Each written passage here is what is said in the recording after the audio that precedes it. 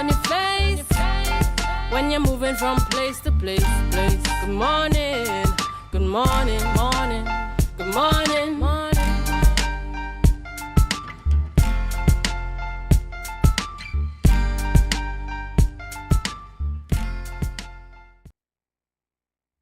Welcome to the morning show on Tobago Updates Television. It is Friday, 7th June 2024, and we're coming to you live from the Port Mall here in Scarborough, Tobago. I am Adana Combi, and this is a wonderful day to give God thanks for being in the land of the living, and more so we're moving on into the weekend. So of course, for many of us, it's thank God it's Friday, and looking forward to so many things happening there on the weekend. I do hope that as we get ready to head on in, that you have your plans all set. You've already called up your crew, and that you are hoping and looking forward to an exciting weekend. There's so many things happening on the island of Tobago. There's a massive sporting event taking place here tomorrow as well, and so many entertaining things happening on the island. So for some of you who just want to relax, stay at home, read a book, maybe go to the beach, we do hope that you have a wonderful weekend. Yes, but before we get into all those exciting conversations, we head on over to the news in 90 seconds. News in 90 seconds is brought to you by Standards, never beaten on quality and prices. Thank you, Adana. Here is your news in 90 seconds for Friday, June 7th, 2024. Chief Secretary Fali Augustine has announced that the upcoming THA budget will focus significantly on human capital development. The budget due by the end of June aims to drive Tobago's development forward. Augustine, who also serves as the Secretary of Finance, Trade and Economy, proposed a $3.97 billion budget with the theme towards a smarter, greener, more autonomous Tobago. To ensure the budget meets the needs of the community, Augustine has been consulting with various stakeholders across Tobago. Up next, primary school students across Tobago participated in the first ever primary plenary debate in the THA chamber yesterday. The debate discussed whether to form a student-based team to evaluate the secondary entrance assessment examination and consider integrating the Montessori method into Tobago's education system. Acting as Chief Secretary, Assemblyman Tanlo George highlighted the anxiety among 11 to 13-year-olds awaiting C results and noted that while the C aims to ensure accessibility to secondary education, it may have more negative than positive impacts. Acting as Minority Leader, Liam Wheeler recognized the benefits of the Montessori method but questioned its sustainability for Tobago's children. And finally, Opposition UNC Finance spokesman Dave Tanko has criticized Finance Minister Colin Imbert ahead of the mid-year review of Trinidad and Tobago's 2024 budget. Tanko expressed concerns over a significant revenue loss and increased budget deficit, now projected at $9 billion, nearly double the initial estimated cost. He attributed this increase to a $5 billion shortage in expected revenue due to declining oil and gas prices and lower production levels. Tanku warned of severe implications, including increased borrowing and further economic strain on citizens, and called for transparency from Imbert while criticizing the government handling of the economy. And that was your news in 90 seconds.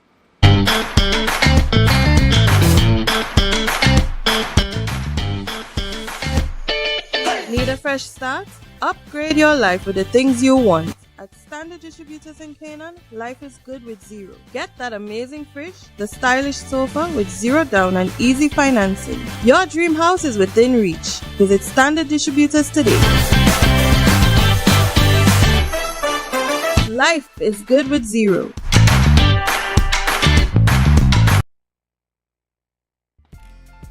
Thank you, Biana, for your news there in 90 seconds. And of course, you know that our primary plenary that took place there yesterday, I want to say congratulations to all the participants, all the participating school, and of course to all the teachers who helped to prepare the students, the parents, the classmates, and all the persons who came out yesterday in support of this very important conversation and opportunity for our primary school students. Biana, how do you feel about the whole thing taking place there yesterday? Well, I must congratulate the person who came up with the initiative to have the primary school plenary debate.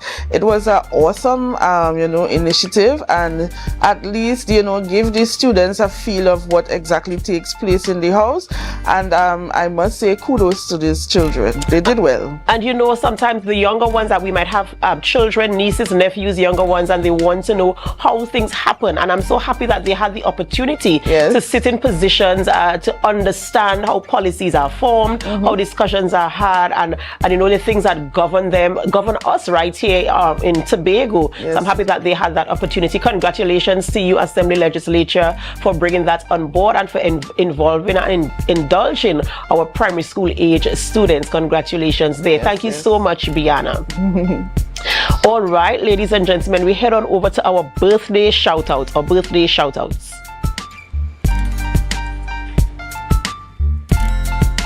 And this morning and on screen celebrating a birthday is Degree Tonya Jack. It is her birthday today, and we want to say happy birthday to you, Degree Tonya Jack. Deidre Tonya Jack, sorry. We do hope that you have a wonderful birthday today. We pray God's blessings upon your life. And as you head on into the weekend, have a wonderful, wonderful time. Happy birthday to you. And while we celebrated Phoebe Gardner yesterday, we're celebrating Abigail Gardner today. It's your birthday today, and we want to say happy birthday to you, coming from your parents and the sisters, and of course Rhea George and the family. Happy birthday to you. We pray God's blessings upon your life. We do hope that you have a wonderful weekend this weekend.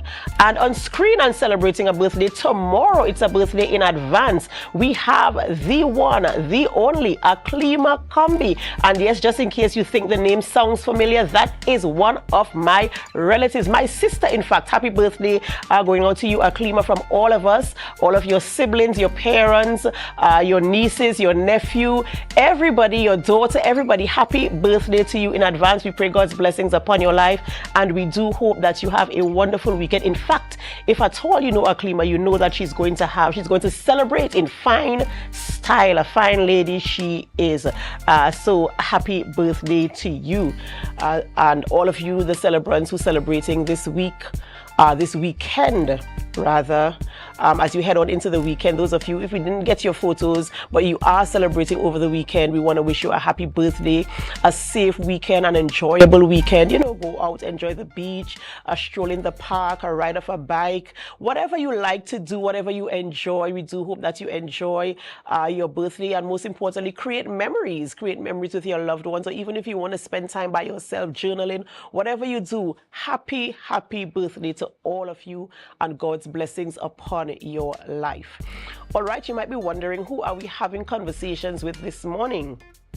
So we start off our conversations by speaking with Mr. Eddie Stewart, and Eddie Stewart is the president of the Trinidad and Tobago Nursing Association, and we're going to have a conversation as it relates to tighter security at the nation's hospitals coming out from that incident taking place at Port of Spain General Hospital over the weekend, where there was an incident that took place there. We will talk a little bit about that and how we can implement, or where the conversation in terms of tighter security measures can be implemented. And then, of course, because it's Friday, Mr. Cricket, our sports host, will be here, Marcus Daniel, and he will be taking you through the sports segment as he speaks about things happening on the island over the weekend and all other things sport related. So you want to stay tuned for that as well.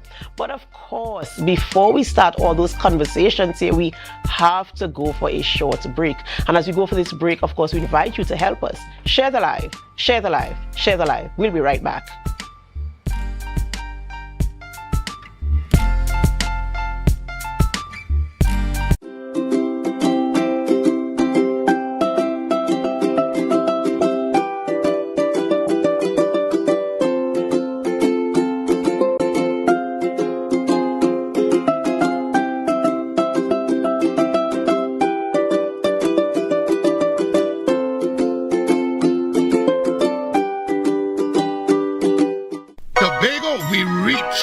Comedy event of 2024, finally in Tobago for one night only at Shaw Park. My body, and I'm not in the mood.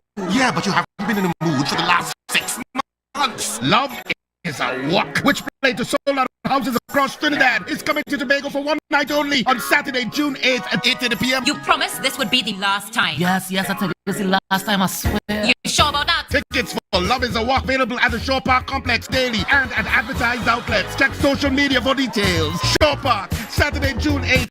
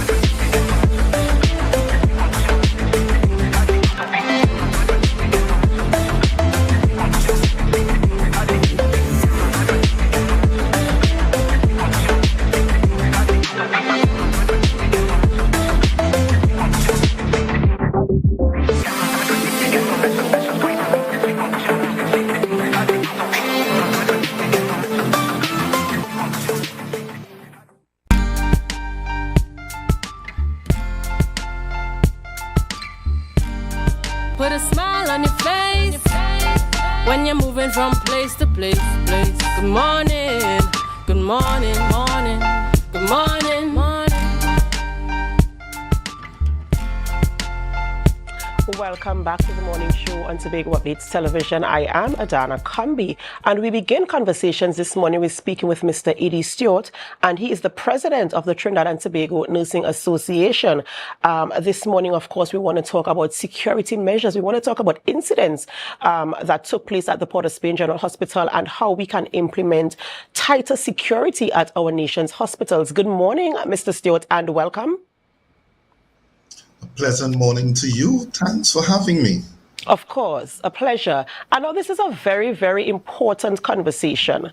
I mean, we have seen a surge in crime in both Trinidad and Tobago, all right? And now we're seeing that this criminal activity is extending to a place where people are supposed to feel safe. It's a place you go for restoration, a place you go for care, and a place for recovery of illnesses. And now we're seeing that a gunman could run into a hospital and, as they call them, shoot them up. And so it's very frightening. It's a very scary situation that we're in now, that this incident occurred.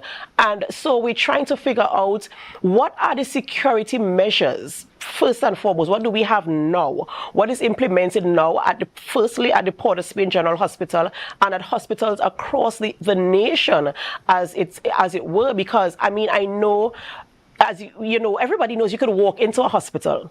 A hospital is designed in such a way that anyone can walk in because you're going for treatment.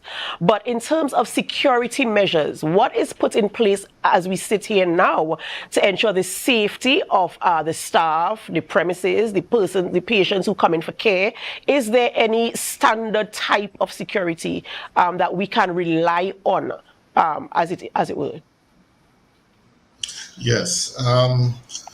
Well, firstly, what transpired over the weekend at Port of Spain General Hospital, we want to remind persons it's not the first incident like that it occurred in Trinidad and Tobago. That would have occurred and on at least two occasions where persons were killed. There have been numerous other instances where there have been violent attacks against other staff and patients, but it is now 3 occasions where someone from the outside came on the inside of Port of Spain General Hospital to finish off someone who is actually a patient or becoming a patient of the very hospital. So it's indeed what we are seeing now. It is becoming more and more prevalent. More and more incidences are taking place as the overall environment, the overall country is becoming a more violent place. What exists now in terms of security, as you would have rightly indicated, hospitals are designed to be welcoming, and there are not much restrictions for the exception of actually going into a couple sensitive areas. So, for instance, in the ICU departments across Trinidad, at least, you would not be able to enter the ICU unit. There will be a security guard there. You will also have security guards by some elevators in other hospitals, like in San Fernando hospitals. But for the most part, you could walk right up to any ward within Port of Spain General Hospital, and in fact in Sandy Grande, in Cora, in a number of different hospitals throughout Trinidad and Tobago, right up to the ward, and actually get into the ward without any restrictions. Now, so it all comes down to how the hospital is designed. And if we watch the model of the San Fernando Teaching Hospital, it's not really a teaching hospital, but that's the current name, San Fernando Teaching Hospital, where it is multiple floors, and you could actually prevent persons from going up the lift or going through the fire escape. So that is a way to limit persons and only allow them to come onto the ward during visiting hours. And I guess with the new central block being rebuilt, you'll be able to control access to the central block. But for the rest of the hospital, it is not much security that is available. And mind you, one of our recommendations we would have made to the Regional Health Authority and the Ministry of Health since the last shooting in 2019, the last fatal shooting, we would have recommended that you begin to seal off some of those easy access points and make it only way you can exit, because you still have to allow that ability to exit the facility at multiple sites. Put those emergency doors where you push and be able to go out, but you have a security guard there. As opposed to now what currently exists, you can access those wards from multiple points. And it's really unsafe situation for staff and patients. I mean, in yesteryear, this may not have been an issue, but we have to appreciate our society has dramatically changed for the worse, and we need to take some of these corrective measures. Yeah. Mr. Stewart, I understand the position, especially because of the construction and the institution of a hospital. It has to be accessible for emergencies. You have to be able to access it quite easily. And so that is the loophole, quote unquote, that can be used for criminal activities or activities that we saw over the past weekend. And of course, as you mentioned, that happened in times past as well. And so now we have a position where staff, you feel there's your confidence, you kind of reduce your confidence in terms of thinking that you're safe. You go to work today, you're not expecting that to happen, but the possibility exists. I know that it has happened more than once. You're uncertain about yourself, you know what I'm saying? And so is there any conversation in terms of providing staff support for the staff in terms of counseling, conversations? How do you build a staff morale? How do you ensure that your staff feel comfortable and confident in terms of going to work? And should something like that happen, how do they prepare themselves psychologically to continue their shift, to do the handover? You know, there are so many things that are involved. In as much as they are not the ones who are physically attacked, just the very fear of being in a position like that. Is there a conversation that is going to lend to that type of support for the staff? Well, let me first say staff have been attacked. So let's us acknowledge that point. Staff have been attacked, have been injured. Actually, TTNNA has actually taken a number of matters to court for injuries staff would have suffered over the years. So staff too, while they are witnessing this heinous crimes being perpetrated against patients, they also are very fearful of being attacked themselves, and they are being threatened on an ongoing basis too, all staff, not only nursing and military personnel, and particularly very hotspot areas like where the Port of Spain General Hospital sits within. It is bordered by a number of hotspots, from Belmont, Gonzales, East Dry River Community, Shafford Court, and the list is long. So it is very easy. Those persons don't even need to take a vehicle to come into the hospital. They could just walk straight in, coming from the different access points throughout the community. Now, the issue, there has been counseling offered, particularly for the staff of Port of Spain General Hospital following the incident. The association is mindful that there's limited resources, and to really provide that extensive counseling could pose some challenge for the authority, but they have provided the challenge. We have actually going to meet with our members again today to assess if that counseling has been sufficient, if there needs to be ongoing. But I think above all, the staff wants to feel a sense of reassurance that incidents like this would not happen again.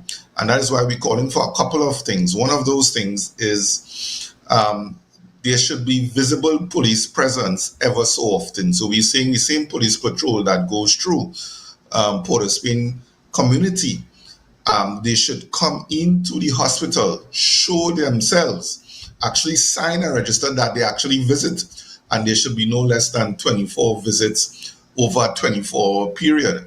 So the perpetrators would have a sense that, hey, look, there's more likely than not a chance that there will be a police vehicle in close proximity. Anything less than that, having these private security firms, which have proven to be inefficient in terms of they are overworked, they are underpaid. Most of them, when you watch them, they are sleeping on themselves because they're working 24 straight hours or sometimes even 36 hours. They are not properly compensated. So that's a different issue. So they don't have that sense of buying that this organization, this Northwest Regional Health Authority or whichever authority, they are employees of them. They don't see that, have that kinship to the staff, because they are moved around to whichever facility the security company wants them. And in fact, in Port of Spain General Hospital, there are 3 different private security firms. So you could only imagine the logistics trying to control of them. So we are asking for, one, that the RHA themselves hire their own security employees. So, and we expect, if you work for the Northwest Regional Health Authority, you would take more responsibility in ensuring the safety and security of the persons that work and also pass through the facility. In the absence of that, we're also saying the MTS security company, who actually works in the accident and emergency department of the Port of Spain General Hospital, they have proven to be a bit more effective, a bit more robust on how they deal with issues. But in any event, all security firms are limited in terms of the type of weaponry they carry. They carry normal revolvers, compared to what we witnessed on Sunday, where 4 men came in with automatic assault rifles. Now, there's no way a security company could rival that type of manpower. And in fact, we are not sure we would even want the security company to engage these individuals when they come with that type of manpower. Because we don't want a firefight on the compound of the facility. And then we don't want retaliatory actions against the security company. These guys live right in the area, so we don't want persons coming back for them. So it's really caught between a rock and a hard place, and the only measure of comfort that you really could see coming out of this is restricting access and then ensuring you have a constant police presence on an ongoing basis. The authorities have repeatedly indicated that there can't be a police post. Everywhere is calling for police posts, schools, hospitals, church. Everywhere is calling for police posts because we are really losing the battle on crime, it appears, and health is not where it used to be. Where it really used to be, you could have gone into a health facility, the staff could have gone to hotspot areas and still feel assured because the community would protect any healthcare worker. Sadly, that is no longer so.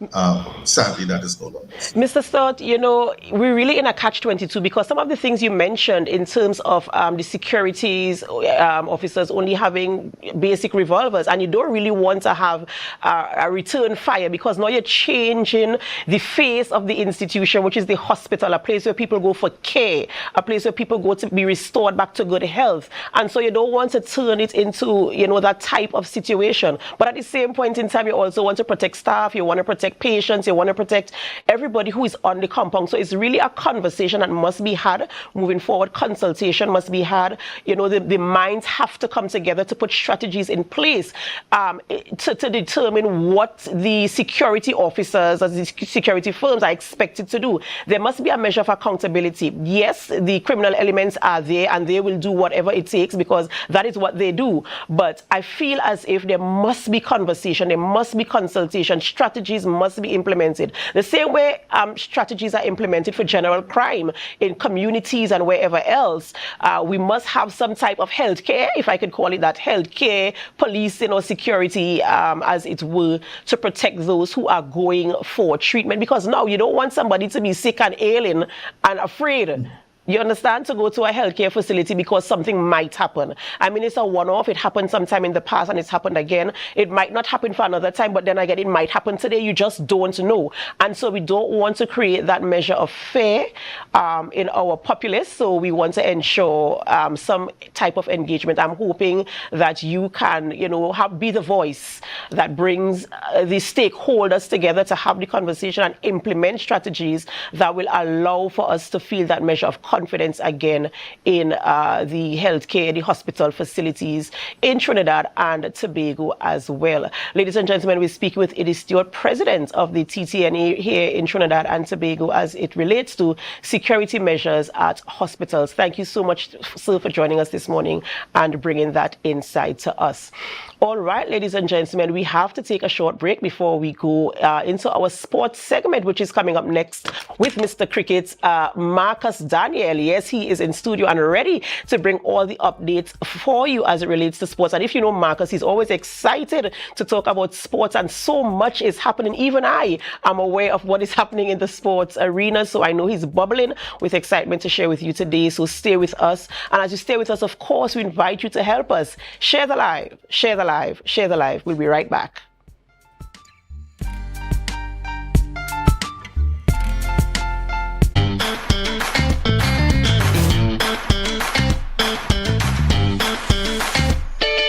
Need a fresh start? Upgrade your life with the things you want. At Standard Distributors in Canaan, life is good with zero. Get that amazing fridge, the stylish sofa with zero down and easy financing. Your dream house is within reach. Visit Standard Distributors today. Life is good with zero.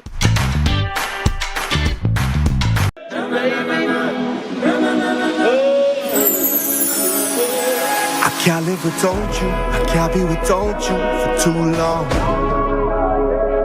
Cause when I'm around you, I feel like the heavens is coming down. I feel it in my soul every time we on the road, it's a miracle. A million strong come together. Tobago, the date has been set. Saturday, June 22nd, we head to the Jade Monkey once again for the launch of their 2024 Juve and Mass Band presentation for Tobago Carnival. On Saturday, June 22nd, we gather at the Jade Monkey to get a glimpse of the Jade Monkey Mass presentation for 2024, the Tobago Festival, and also the launch of the Jade Monkey Juve, Monkey See, Monkey Do. I come from the Twin Island. Get ready for another year of Tobago Carnival with the best band in Tobago, Jade Monkey Mass and Jade Monkey Juve. So come out on June 22nd as we launch Monkey See, Monkey Do Juve. And for Tobago Mass, the Tobago Festival's presentation brought to you by the Jade Monkey. This one powered by Carib, Digicel, and Next 99.1 FM, a member of the TTT Limited Media Network. Jade Monkey. Deltec Distributors Weekend Special. Wings Friday, £3 wings, 2.5 kilogram fries. Special 100 TT. Soup Saturday, £2 cube beef, £2 cow heel, £2 chicken foot, £2 pigtail, or smoke bone. Special $150. Super Sunday, £3 leg and thigh chicken, £3 sliced pork, £3 lamb slice, £3 cheese, 2 pack of pasta. Special $250. Located Main Road, Argyle, Tobago. We deliver 20 TT. Contact us on deltecdistributors.com 395-5040 or 237-0102. Deltec Distributors Weekend Special. The best place to stay in Tobago is at Thorns Place, with rates starting as low as 200 TT. Call or WhatsApp 745-7306 or 682-8676. We are located uptown Scarborough, 5 minutes away from the port. Remember, at Thorns Place, our aim is to make your stay safe and affordable. Rotisserie, mouth-watering fries, salads, combos, and specials galore. Feeling for something to eat? Come and see. Our rotisserie is seasoned to the T. Kicking chicken, masala, and jerk roast. Crispy fries made from scratch. Who do you know can't beat that? Or salads freshly cut and packed. When you taste it, you'll be wanting to come back. So come check us out on number 2 Robinson Street, Uptown Scarborough, Tobago. We open on Saturday nights from 7:30 to 11:30 p.m. Monday to Thursday, we're open from 10 a.m. to 9:30 p.m. and on Friday, 10 a.m. to 4:30 p.m. Contact us at 772-7443 and all social media handles at The Rotisserie Factory. MI4 Security Services Company is the most advanced security service in Tobago. Ask about our cash and transit service. It's safe, risk-free, reliable, and timely. We provide safe banking delivery for all business types and sizes with highly trained staff, 24/7 monitoring, coordinated emergency response, and a well-maintained fleet of armored vehicles. Contact us at 660-7723 or visit our website at www.mi4securitytt.com to sign up today.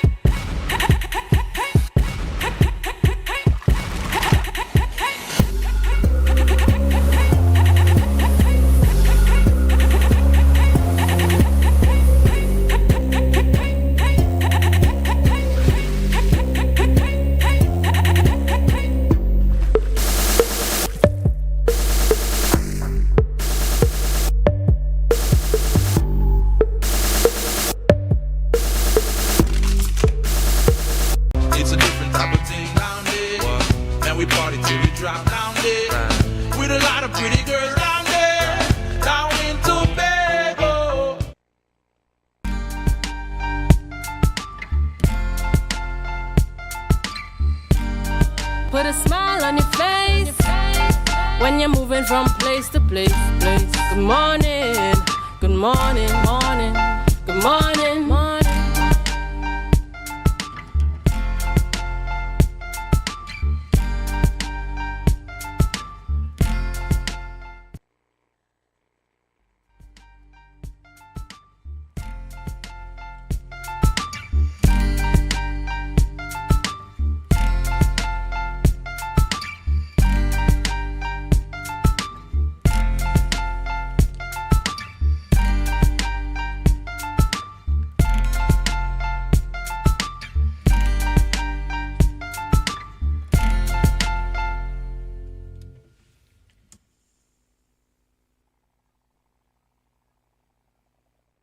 Good morning. Welcome back to Tobago Updates Television. Thank you so much for staying tuned with us.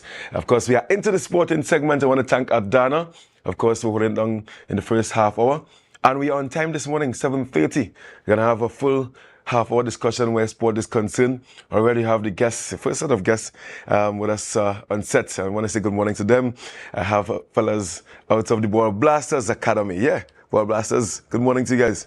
Good morning to you. Morning, Marcus, Daniel. Yes, and of course, we have Coach Donny Marcel and Mr. Akim Duncan, captain of, what's your under 17 team? Under 15 team? Under 14. Under 14 team, yeah. You look like a big man, I say under 17 in that sense. You know, and of course, we're talking about your victory at the Republic Cup, right? Right, and they came with their trophy looking, anyway, he gave us a kind of expensive look this morning, I must say. And I'm also impressed with the attire this morning. Are you guys have merchandise? Yeah, of course. If you want, just contact me. You know, you can contact me privately. We'll organize something. You're selling to the public as well? Yeah, of course. Why not? At the end of the day, you want to be passionate and be loyal to what you support. Right. Some of us say me never play for Manchester United in my life. But you have your own clubs there, not just for Ball Blasters. I think that that is something that clubs should encourage. Yes. Support your own, support your boys, support your children, buy the stuff that the club's selling and wear. I like brand yourself. Yeah, I like that. So, I like that. Everywhere you go, Ball Blasters in that sense. That's right. So Donny, firstly, congratulations to you and the club. It always feels good when a Tobago club does well nationally. And I want to start off talking about the road to victory in this Republic Cup, because I felt like it started like about 2 months ago. Yeah, and it's actually now done. Now actually you guys won the title. So tell me about the experience this season and about the victory recently. Well, first of all, we must give God thanks and praise for keeping us, and it's a blessing. Yes. Right? And then the support from parents, because I request a lot from my players, and we train frequent. Sometimes I may call training session unannounced. It's not planned, and because I think that we need to do something or work on something, we go to the beach or I call an early morning session and stuff like that. But the Republic Cup this year was a bit strange though, because we have some teams that traveled. So in terms of the numbers of the team in the U14 age group, we only had 3 teams. Only 3 teams nationally, or in Tobago? Okay. Because we had teams that traveled within the same period to go to Manchester. So because of that, they took the break away from that. So it was a bit, what to say, boy? Cool. The experience, your experience wasn't rigid as the years gone by. So 3 teams, and how many teams came out of that under 14? Was 1 team. So it's the winners of the zones. Yeah. So we won the Tobago zone. Under 14. Under 14. So you only had teams. The Ball Blasters only had teams in the under 14 category, or under you had 14 and U16. And U16. Yeah. Right, okay. So we will wrap up the title somewhere since April. Oh yeah, I mean June. I know in June. Because I found the trades, because I knew it started like up there, right? Yeah, and then I say, wait, but it's still going on. Yeah. So we had to, and those are the hardest thing to prepare for, knowing that it's so far. With the breaks in between. That's right. Yeah. But what we did, and I must commend the parents and the commitment of the players. They are always there for training. Whenever there's a training session, one team with the U14 team, you have very rare you will have under 20 boys coming out to training, regardless if there's a tournament or not. They are extremely consistent and they are committed to the task. So you have different days for the different age groups? That's right. Okay. That's right. Okay, so you had 3 teams in the under 14 competition. Right, so your top Tobago zone. Yes. Tell me about the national leg now. Right, so Trinidad was the same thing. They had all the zones, and then they went down to a finals, all the zones. So now it's called the Champion of Champions. Right. So long time ago, the Republic Cup, we used to have the Tobago team going down to qualify like a semi-finals. But I think that they realized that the standard of football in Tobago has improved. That's right. Give credit to all the clubs in Tobago, Marcus. I've been honest, the football standard is coming up there. So rather than get Tobago to go and play a quarterfinals like we do it in secondary school, no, Tobago team goes straight to the finals. The best of Trinidad versus the best of Tobago. Right. And it was an opportunity for Tobago to show where we are. And the players grasped the opportunity and they went there and they showcased their talent for all to see, and we came out on top, and we give God thanks for that. Fantastic. And what was the final scoreline? 2-1. Nice. And who you played against in the final? We played against City FC of Port of Spain. City FC of Port of Spain. Which that team is comprised with a lot of players from Fatima. So it's no soft team. and Fatima obviously secondary schools champions of the SSFL. Right. So we play against a tough opponent. Really, really tough. The game was really difficult. Yeah. So I'm going to come to Captain Duncan here now. So you guys won 2-1. You scored? No, I didn't score. You didn't score? What position you play? Center, defensive mid. Defensive midfield? Yeah. What school you go to? Signal Secondary School. You didn't want to go Scarborough? I was going You Scarborough. was going to second, you got transferred. Nah, boy. Nah, dog. I heard to that one, yes. I heard to that one. So tell me about your campaign this year. I mean, how did they come around to choosing you as a captain? No, you just had to be disciplined. Right. It's not really just about how you're playing. Just be more disciplined. And when I'm playing on the field, I'm more control on the ball and thing, and I'm more a leader. Right. To push the team to the success. Yeah. So what's required to be a leader? Because I'm sure within the club there are other leaders, but why they chose you? You big player, you're a big player. It's not really just what you're seen in, or coach will be seen in front of yourself. Right. It are other things like your social media. Oh. You can't just be posting any kind of delinquency things on your social media. You'll be like a man of God, basically. I like that. So tell me about the game. 2-1. You guys scored first? Yeah, we scored first. And then first 5 minutes. And then they equalized. Yeah. And then halftime was 1-1? Yeah, it was 1-1. What was your team talk at halftime? I didn't really talk, it was more like coach talk. Yeah, so like when them players them pulling away, what would you tell them as a captain? I'll try to talk into the head and tell them to more focus, get their head more in the game, and then we can start to control the game more. Do they respond to you? Do they listen to you? Yeah, they do. Anyone in the squad, you can tell me now and tell coach. You don't have to tell coach, but tell me who giving trouble in the squad? Who does give trouble?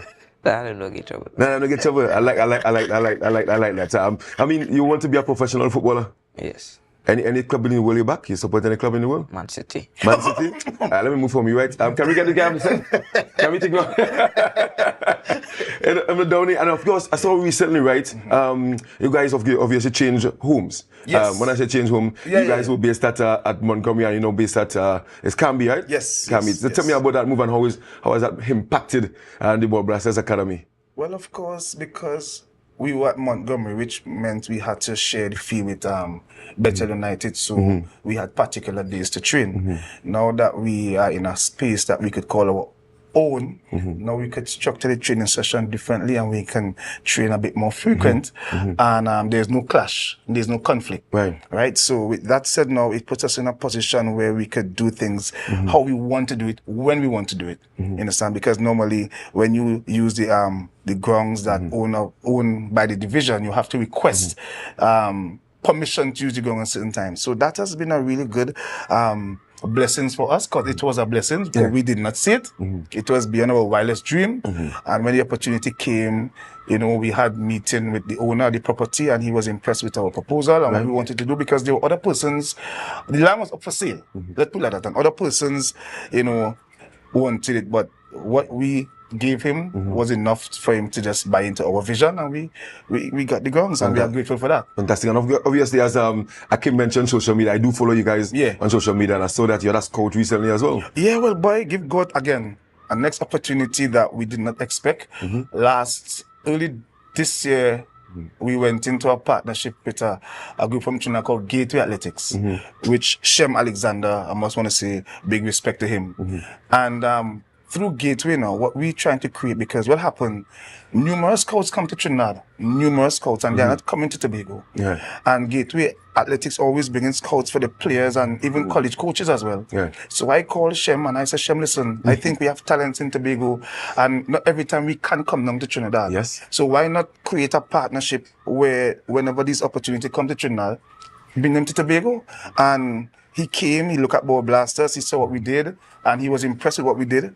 And we create a partnership between Ball Blasters and Gateway Athletics, which we branded Gateway to Success. Gateway to Success. And now the scout came there, and he was impressed with a lot of the players in the team. So as it is right now, we have 2 players who are supposed to leave the shores of Trinidad and Tobago in the next, I would say, a month or so. So want to name those players? Yes, Jaden Richardson, for one. He was really impressed with Jaden. Jaden will be going on trials to... What position Jaden plays? He's a number 6. He's a number 6. I mean, Jaden is a quality player. Real discipline. He's not the most flashy player, but he's efficient in what he does. And the scout identify that. And he'll be going on trials with a 2nd division team in Germany. Wow. Yeah, and then we have Mr. Imani Forbes. Just yesterday we had a meeting with the scout. Imani will be going to Croatia. Wow. And both guys are, when Jaden is going to a youth academy, he's 16. Yeah. Imani Forbes is going on a professional trials, he's 19. Yeah. How the parents of those players took the news that they're excited. 16, they're excited. The thing about Jaden, is kind of between a rock and a hard place where I am heartbroken because Jaden is my main midfielder. We just qualified for Prem. Right. What Prem? What's Prem? Secondary school football. Oh, this is Signal Hill. Right. So Jaden is my right. number one midfielder. So the fact that we kind of like Prem and we're losing Jaden, you know, the principal from from Signal Hill, Miss Ariana Forbes. Good morning to you and the whole of Signal Hill School. Coach, Jaden can't go, you know. Jaden can't go, coach. Jaden can't go. I said, principal. Yeah. This is a one in a lifetime opportunity. Yes. And we cannot, as much as it's hurting me as it hurts you, Jaden has to go. Yeah. And we are grateful for the small opportunities so far. We are just counting our blessings, keeping our feet firmly on the ground, and we ain't getting ahead of ourselves. Yeah. What age groups do you coach at the academy? Ball blasters? Yeah. All the age groups. That's like okay. On the 8 and the 9. I am the head coach. Yeah. And we have host of coaches. Right. Not to big up yourself, Coach Samson. Right. We have a goalkeeper coach, Coach Kwesi. And then we have James Thomas as well, one of the head coach. And what we did now, we built a club with a lot of junior coaches. Right. So I will marshal who are wrong to ensure they do you like Alex Ferguson. That's right. Right. And they are like Ten Hag. Oh Lord Jesus! All right, I understand. So what we do, we break up the sessions into different age groups on different days, which will give us time to work with the children. Understood. So I am just the head coach, and then we have other head. You have girls as well too. Well, we once upon a time had a girls team, and that was proven to be a little bit difficult because the girls came in at an older age, right, and now most of them doing exams. So that program have been on a break for a little while, and we are reassessing that to see the direction we're going to go with the girls team. But of course, yes, we do have girls. We have quite a few girls, 5, 6, 7, 8. Okay. So we just want to maybe change the focus a little bit, but we are still working on it to ensure that we give opportunity to everybody. Fantastic. And Akim, I mean, I saw you have been following Watch News. Yes, sometimes. Because you're seeing what's happening in the country with crime and all these different things. What age are you? 13. You are 13 years of age, and we have seen a number of teenagers in Trinidad and Tobago, 13, 14, committing some of the most heinous crimes. I want you to send a message, because you said you spoke about God, spoke about being a positive influence in the team and your peers at school. What would you want to tell the young people like yourself who are into deviant behaviors? What would you want to tell them? Send a message to them. It doesn't really make no sense to be going out there and doing them shoppiness. Yeah. Get yourself into something that makes sense. That's how much sports you can do. And study your schoolwork and thing. I like that. So outside of football, what would you like to be in terms of your career academically? Well, you wouldn't think I'm studying football. I thought you were going to tell me you want to be an engineer now. Or you want to probably replace Coach Downey as the head coach sometime. You know, in that sense. But you seem to have a really bright future ahead of you. And what's next for Ball Blasters, Downey? Well, we are continuing to work, Marcus. Again, one of our dream, exactly what you're seeing here, was to win a national title. Right. Because on record, we can't tell if a Tobago team ever won a national title in youth age group. So we are still searching, we are researching, and we haven't came up with the answer yet. And I think we created history on Saturday gone, and we are grateful for that for Tobago. Because, you know, gone are the years where it's like Trinidad football is quite up there, and we are playing catch up. But of course, I know that the clubs in Tobago are investing time, and we are doing great. We just have to continue. It's a process, though. Yes. It's a process, and then just keep doing it, and you could get there. So we're grateful for this. Fantastic. And of course, I know that there are persons who want to thank sponsors, parents. I mean, the coaches, you can do that. Of course. Let me start off with my staff. I mean, one thing about a vehicle, Marcus, the thing that caused the car to work, you don't see it now. Yes. You see the engine? Yes. And Ball Blasters have a huge V6. Give me a big engine. A V12. A V12, yeah. Engine in the back that pushes this club. Yeah. And I want to highlight them. And on top of that, now we get the tires, the parents, the body of the car. And one thing about success, without the influence of parents behind a child, success can become difficult. Mm-hmm. So that parental support is so important, and we are grateful for the So all the parents came along and supported. I can imagine. Well, unfortunately, it can happen because we had kicked it Karen. Oh, right. That day was so. Yeah, that was a kind of tricky But Saturday. you all had your bubble and stuff. Yeah. Some parents came down for sure, and the U16 team was there because they played Pro Series. Yeah. Unfortunately, they lost 2-1. Oh, so you all got to that season. Okay. Yeah, U16 UG finals as well, but it was a difficult game. I understand. But again, and to the players and the commitment, of course, we have lots of sponsors. Yeah. One of our main sponsors is Skewers. Right. We are grateful for them, and we have different sponsors that's coming from time to time. So to all of our sponsors and to those who have invested in the life of these children, we are grateful and we thank you very much. And Tobago and a whole club, we have a lot of supporters outside of Ball Blasters Youth Academy, and we are grateful for that. Fantastic. Any final word to you, Duncan? None really. That's very unfortunate that the U16 won. We didn't play to our quality, but the U16 still stick to the task and the mission, and we want to win the national title, and we won it. Fantastic. Brave young fella. Yes, guys, we've been chatting there with the Ball Blasters Academy national champions at the under-14 level at the Republic Cup. I want to congratulate them and congratulate all the persons behind the scenes that would have contributed to the success, and obviously to all the other clubs that would have participated out of Tobago. Of course, keep training. Maybe next year we may have a Tobago sweep. Right? May have two teams. And let me say, shout out to Eagles FC because they played in the U13 leg. Right. And unfortunately, they lost on penalties. Right. So the 3 teams from Tobago that went down there, it wasn't no. So we had on the 13, on the 14, and on the 16 as well. On the 14, 16, 20. Right. And Eagles FC played U20 finals. And they lost some penalty 5-4. I mean, for a Tobago team to go down and play under 20 against Trinidad and reach penalty. Again, let me shout out the clubs in Tobago. We are doing something great, and let us continue. Yeah, it's very, very important. And I'm going to have you back to talk about progressing to the Tobago Football Association League, because I know that's a dream of yours, and obviously it happened. It happened in this season here. Yeah, we're going to talk about it next time. We don't have time today, guys. I've been chatting there with Downey Master and young Akim Duncan, captain of the under 14 or the U14s. All right, we're going to take a short break. When we come back, we're going to some triathlon, rainbow triathlon, taking place this weekend. Don't forget to share the live, share the live, share the live.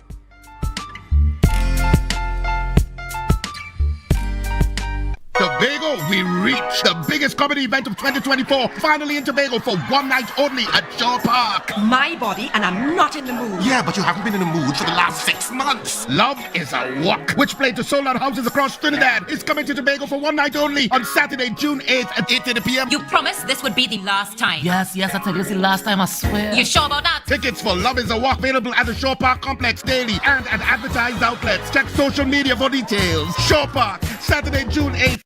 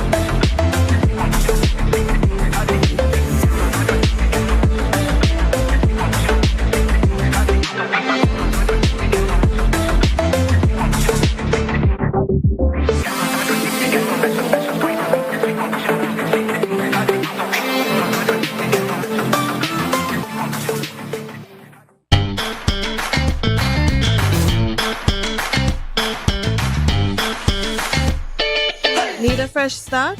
Upgrade your life with the things you want. At Standard Distributors in Canaan, life is good with zero. Get that amazing fridge, the stylish sofa with zero down and easy financing. Your dream house is within reach. Visit Standard Distributors today.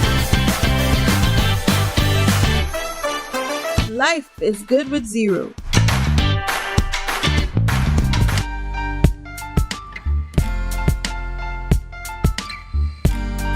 put a smile on your face when you're moving from place to place. Good morning, good morning, morning, good morning, morning.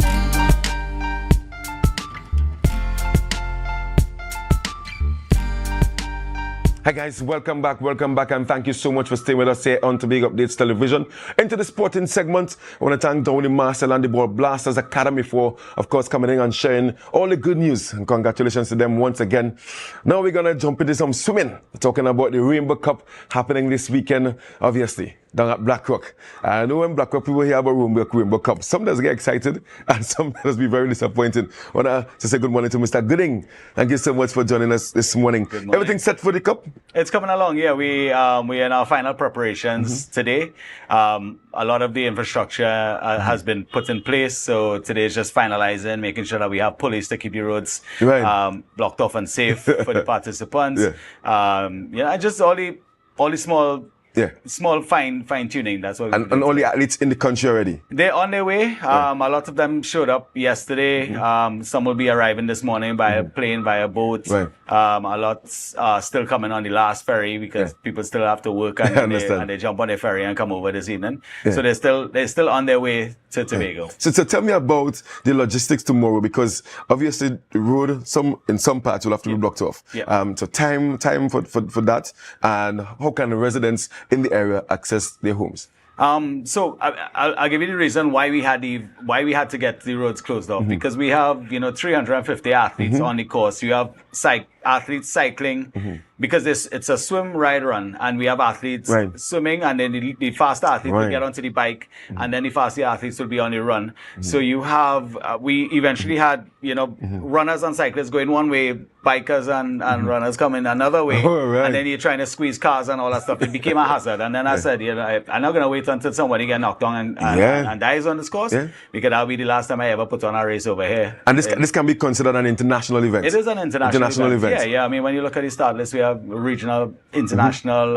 It's well recognized by a lot of people, and it's also our national championships for the standard distance triathlon, and it is also Carifta. There's Carifta triathlon for kids 15 and under, which is going to happen in August in Barbados. They're using this event as a selection criteria for a selection event to pick the team. So we're going to have the race closed off. The course is going to be closed off from Starfish Hotel until Pleasant Prospect between the hours of 6:30 till 11 o'clock. And then you could access, and then we go as far as the Blackrock basketball court. So so it's not stretch. That's so that stretch. Yeah. So that is closed off, and then we have the second race, which starts at 11 o'clock, because the first race starts at 7 o'clock, and that's the standard distance triathlon, the sprint distance triathlon, and we also have a relay, and that goes up until 11 o'clock. Then we start a shorter race. So then we open from the Blackrock basketball court to Pleasant Prospect for a few hours. And we have a few of the other events just running between Starfish and Blackrock basketball court. And the last race is the 5K in the afternoon. And then we close off the race course again, but that's only for an hour. Okay, so it's just one day. That's tomorrow? Just one day, everything in and out. If you pass down on the Heritage Park on Sunday, we look like we never were there. We just try to keep everything nice and clean once we leave it as we found it. And we really appreciate the support of all the villagers from Blackrock. They have been supporting. This is the 18th year we're putting this on. 18 years. So, and if they, as we try to say, this is everybody can benefit from this. When you have, 300-400 participants coming, they are coming with their friends, they're coming with their family, they're coming with a whole bunch of people. They have one guy registered and 25 partners coming to line. Just to put it in context. They all need hotels, they all need food, they all need to go to restaurants, they all buying water, they all buying drinks, they all buying fruit, they all buying things. So it's an opportunity for anybody in the area to now say, we could capitalize on this. So don't see it as indirect benefits have indirect benefits, and I'm sure persons who into them concessionaires who interested in a little pillory, they can still come around and we have people that you need a pass to come and sell to sell anything, because we want to keep some sort of restriction. We don't want it to be a common market, so we want to make sure that the vendors that come to the race site have their food badge, they wear any proper headwear, they've taken the necessary precautions to sell all food safely on the course. We don't want somebody come and get sick and then we eat and Rainbow Cup and that kind of thing, you know. They blame Jason Gooden. Exactly. So we doing the due diligence and we make sure that it's safe for the participants, safe for the spectators, safe for everybody. Yeah, and as you mentioned, the stretch there's a road that leads up to the recreation ground. You can pass up there. Of course. You can bypass that stretch it's and Mount go. Trace. Right, you can bypass the stretch and go up there. And if it is that you want to come down by the Pantan there. By the Pantan. Yeah, that would be the longer way. Right. But so the detour routes we have is if you come into Plymouth, you could access behind the YMCA up to the Pan. Right, okay. But you go as far to the Pan, that's as far as you can go. Right. There had a couple of years that we allowed people with passes to get at it. Yeah. That same year somebody get bounced on. So the police say we're not allowing that. Yeah. It's once for the year. Yeah. And I mean international meet as well. So I mean, Jason, 18 years in, I mean that's a long time. Yeah. I mean, how would you view the event today? It's coming along. We had a slight pause because of COVID, and everything had to take a little back step from there. We have been seeing a lot of events and a lot of people, and they have all approached sport in a different. They have a different mindset. It now becomes a lifestyle. Sport used to be recreation and all that stuff. Now, because sport is a big money thing. Yeah, it's a big industry. Yeah. So, and people are now realizing that if I could stay healthy and stay fitter, I spend less money in hospitals. I spend less money off of work. And it's a good lifestyle. You go out there, you meet like-minded people, you release your things stressing you, go and take a little walk and you feel better. You feel better. You know? And of course, Mr. NGBC Hall has been keeping the sport of triathlon alive in Tobago. I mean, what's a partnership like? A very good one. Endu is now new into the sport. I've been doing this for over 25 years. Right. Endu is now coming in, so I'm definitely offering him as many tips and tricks as we need a consistency. We need a continuation. Yes. And Endu is the new blood, the new fire, and he's a local boy. And why not support his events? So we come over here, we support his events. I put on a Rainbow Cup in Grenada this year for the first time. Right. And Endu was over there assisting. Yeah, so he's spreading the ring, he's spreading it around the country. I have to. Yeah. It's a big man. You know, it's good. It's a good sport. And we also throw in a 5K. So if you still don't want to do the triathlon, you could come and do the 5K and still be part of the event. And we have a nice medal here, custom design medal for all the finishers of the 5K. Look at the zoom in on the medal. It looks really good. Camera, right, that one. It looks really good. Yeah. Custom design medals. When you're gonna come down there, you're gonna see professionalism.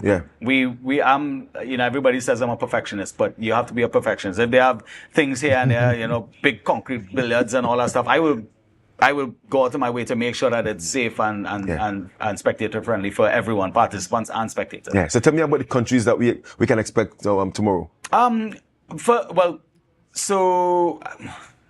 I should really check the thing. Yesterday, somebody from Poland registered. Right, Poland. We have Colombia. We have Americans. We have a lot of expats that live in Trinidad, as well as coming over to take part in it.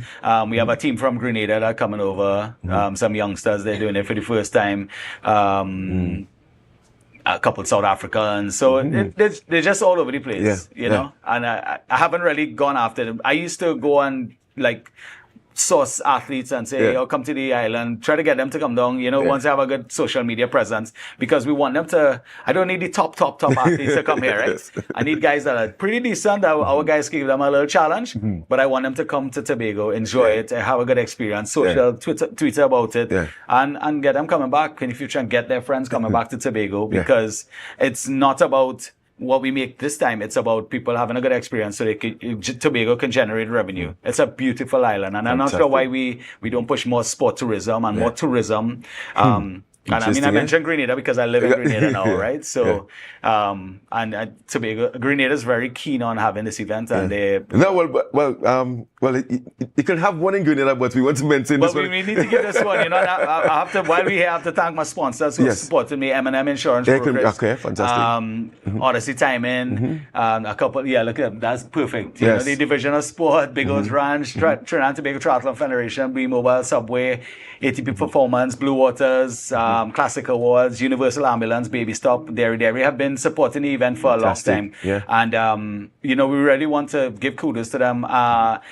the sponsorship scene has been not as great as we wanted it. I mean, it costs a lot of money to put this event on. People come there and they think, it doesn't come. It's close to $180,000. And you know, this year it has been a struggle because I'm looking at it. I'm like, man, I'm gonna have to pay because I don't want to say I don't have money to do it and pull back on quality. Quality always has to remain the same. And you have to grow. You have to grow as well. Have to grow. So this year I'm taking a little hit in my personal pockets, but I know it's for the long term it's going to be. But who knows? After this interview, you may I mean, some sponsor. I would love if more Tobagonian sponsors come on board. I mean, Tobagonians, every time you go to them, they're like, oh, it things hard. You know, they can't sponsor. But you have to look at it as this is your social responsibility, your corporate social responsibility.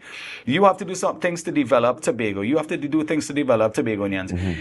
When I was a young kid, I had the opportunity. I used to hang out with a bunch of fellas. We started smoking, we started drinking, and I got into sports. There was two options. Do I hang out with these guys or do I go and do sport? And I got into sport. And, you know, 25 years later, here I am organizing it. I could see growth. I could see youngsters coming up in the sport.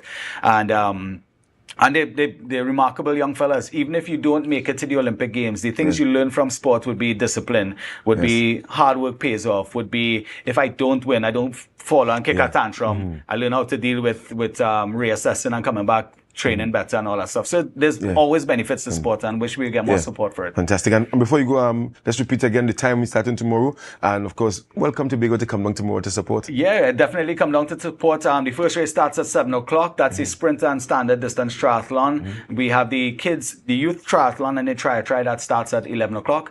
Right after that, we have a new event called it's a baby triathlon. So for 3 to 5 year olds, literally I mean, they're so cute. These little children, the parents get more excited about it. So we have a 3 to 5 year triathlon category. We also have a 10 to 12 and a 13 to 15 category. And we finish off with a 5K in the afternoon. Registration is still open. You can register. We have some of the races are closed off, but registration for the 5K is still open. You can go to rainbowcuptobago.com to register.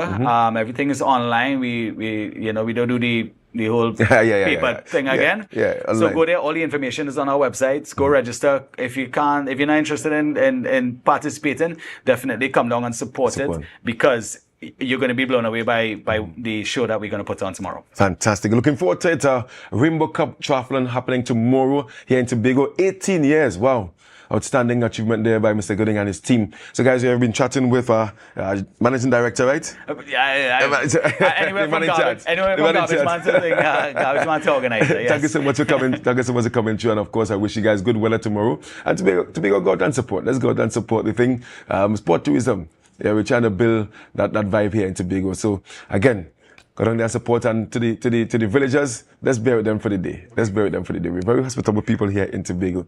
So guys, this brings us to an end, the sporting segment. But before I go, I must say congratulations to rising superstar Phoenix and all the Tobago clubs that would have participated in the National Track and Field Juvenile Championships. Yes, so congratulations to all the clubs and the winners. And don't forget, tomorrow at the Sidgray Sporting Complex, it's the finals of the Chief Secretary's Bago T10 Blast. It's going to be the Fort King George Gunners. They're going to take on the winner of today's eliminator between the Buku Reef Divers and the Rainforest Rangers. So lots of things happening in Tobago, in the Tobago space, sporting wise. Continue to be safe out there. I'm going to throw you guys over to Nafali for the Good Morning Tobago segment. Don't forget to share the live. Share the live.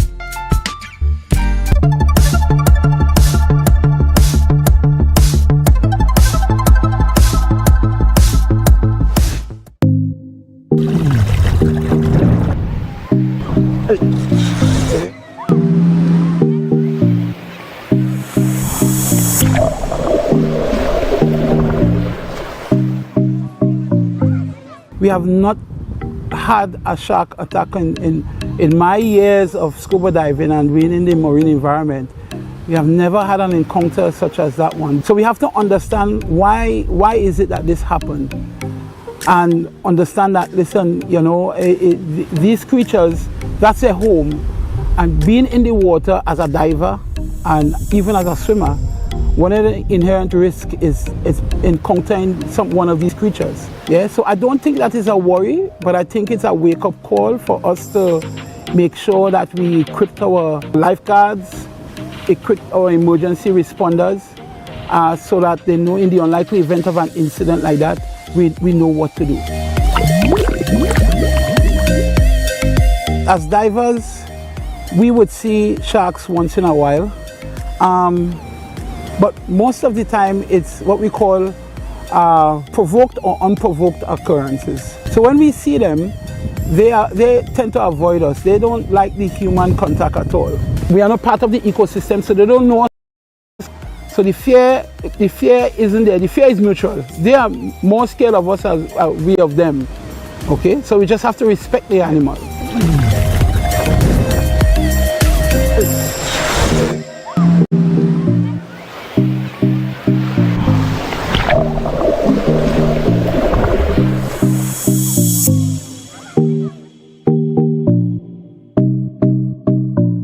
That was a production of the Department of Information, Office of the Chief Secretary, Tobago House of Assembly.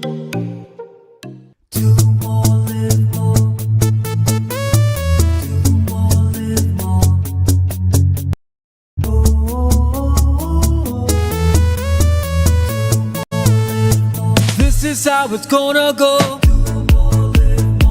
They better look up below, 'cause this is your show, and everybody's gonna know. Say it to them once again. They better look out below. This is your show, and everybody's gonna know. That's how it's gonna go. They better look out below, 'cause this is your show. Tobago, we reached the biggest comedy event of 2024, finally in Tobago for one night only at Shaw Park. My body, and I'm not in the mood. Yeah, but you haven't been in the mood for the last 6 months. Love is a Walk, which played to sold-out houses across Trinidad, is coming to Tobago for one night only on Saturday, June 8th at 8:30 p.m. You promised this would be the last time. Yes, I tell you, it's the last time, I swear. You sure about that? Tickets for Love is a Walk available at the Shaw Park Complex daily and advertised outlets. Check social media for details. Shaw Park, Saturday, June 8th.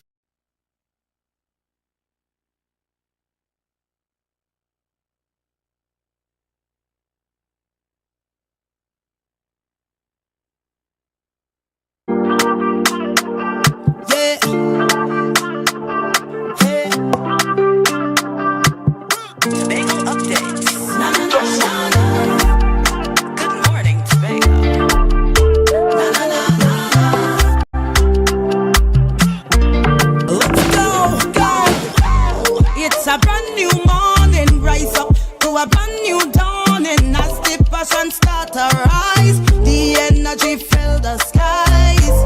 I say thanks for favor, wake up and hear me neighbor. 60,000 people strong, and the vibes is never wrong. We are beauty, we are power, we are people in the sun. We are beaches, we are rivers, we are melanated ones. We special and there is no denying. Tobago is number one. Good morning, viewers. Welcome to Good Morning Tobago, and you are viewing us live from Port Mall in Scarborough, Tobago this morning. I am Natalie Seeley Richardson, and I want to thank Adana and Marcus for starting us off this morning, paving the way.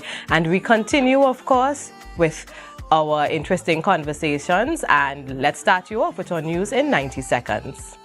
News in 90 seconds is brought to you by Standards, never beaten on quality and prices. Chief Secretary Farley Augustine has announced that the upcoming THA budget will focus significantly on human capital development. The budget, due by the end of June, aims to drive Tobago's development forward. Augustine, who also serves as the Secretary of Finance, Trade and Economy, proposed a $3.97 billion budget with the theme towards a smarter, greener, more autonomous Tobago, to ensure the budget meets the needs of the community. Augustine has been consulting with various stakeholders across Tobago. Primary school students across Tobago participated in the first ever primary plenary debate in the THA chamber yesterday. The debate discussed whether students should continue doing the SCA examination and consider integrating the Montessori method in Tobago's education system. Acting as Chief Secretary, Assemblyman Nando George highlighted the anxiety among 11 to 13-year-olds awaiting SCA results. Acting as Minority Leader, Liam Wheeler recognized the benefits of the Montessori method, but questioned its suitability for Tobago's children. Opposition UNC Finance spokesman Dave Tanku has criticized the Finance Minister Imbe ahead of the mid-year review of Trinidad and Tobago's 2024 budget. Tanku expressed concerns over a significant revenue loss and an increased budget deficit, now projected at $9 billion, nearly double the initially estimated $5.197 billion. He attributed this increase to a $5 billion shortfall in expected revenue due to declining oil and gas prices and lower production levels. Tanku warned of severe implications, including increased borrowing and further economic strain on citizens, and called for transparency from Imbe while criticizing the government's handling of the economy. And that was your news in 90 seconds.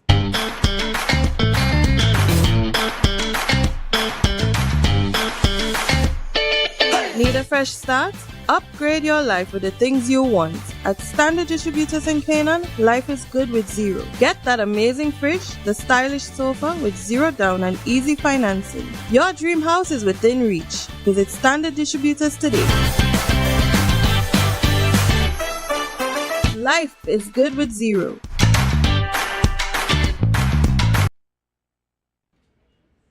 Welcome back, viewers, and we are getting right into our conversations this morning. Sitting with me in studio is captain of the vessel Capital of Paradise. I know many of you are familiar with that vessel, and I think it's important that we know what's going on. After all, it's owned by the Tobago House of Assembly, so you have a direct interest in that if you are Tobagonian. So good morning, and of course it is Llewellyn Ellis. Good morning, sir, and welcome. Morning. Good morning to the viewers. All right, so Capital of Paradise. It's been a while since we had any news. And I mean, sometimes they say no news is good news. But we want to know what's going on with the Capital of Paradise. So you could just bring us up to speed. I know that some time ago you all experienced a storm. And I thought that interesting because many of us, you know, we don't think of what sometimes goes on out in sea. So maybe you could start us off, you know. We came in from sea last week, Sunday. Mm-hmm. Yeah, and we are actually due to go back out on Wednesday. Right. Yeah. Last trip, when we called ashore, they say a storm is coming. So we said, well, we in the storm already. Right. Yeah, they're bracing for bad weather in Trinidad and Tobago. But we were east of Trinidad. So we were directly in the weather. Okay. Yeah. So when you get the news like that, what kind of preparation you and your crew now have to take? I mean, to ensure the safety of the vessel and, of course, those on board. Well, it all depends on the time we got the news, right? We can run from the weather because out in the ocean, you see the weather coming. Right. So you have a choice to either run from it or stay and embrace it. Mm-hmm. Yeah. And what encouraged you to take this career path? Well, I came from a family of fisher folks. My grandfather was a fisherman. My father was a fisherman.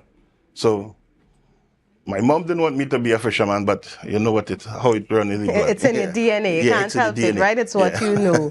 And for Tobagonians listening this morning, and for those who just have that interest, the capital of Paradise, of course, is, as I mentioned earlier, owned by the Tobago House of Assembly. And tell us exactly, when you go out and you have a catch, what happens from there? Is it used just in the Tobago market? Is it exported? Tell us a bit about what happens to the catch. Okay. All right, bring you up to speed. Well, when we come from sea, our catch, we export it, the tunas, to the United States. Okay. Yeah, and I doesn't like to say the reject, or the bycatch we call it, all comes to Tobago. Right. To feed the Tobago people. Right. And I mean, as you say, we have to understand there are certain standards set if you do the international export market. So I'm sure we understand that. In terms of your catch, the excitement out on sea, if there's a big catch, what are we looking at? What do you consider to be a big catch? How many weeks you spend out at sea at a time? Tell us the day in the life on this vessel. Well, right now, we fish around 300 miles off Trinidad, right? Further down in the year, we go sometimes 900 miles.